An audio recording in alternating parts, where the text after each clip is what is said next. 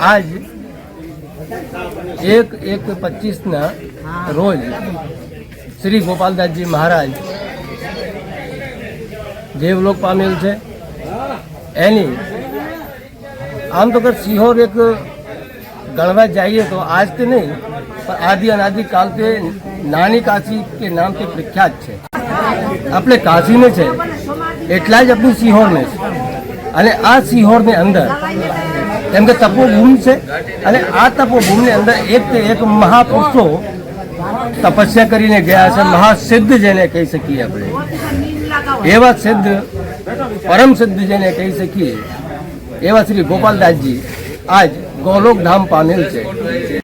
આ જે જગ્યા ઉપર જે ગાય માતા બધી છે અને આ જે જગ્યા છે એ ગોપાલદાસ બાપુ રાધે આશ્રમ એમાં આજે એક આપણા વચ્ચેથી જે સમાજ સુધારકો સાધુ છે કામ કરી રહ્યા છે, ગૌનું કામ કરી રહ્યા છે અને એને એવી ટેક હતી કે મારે આ મંદિર બનાવવું છે।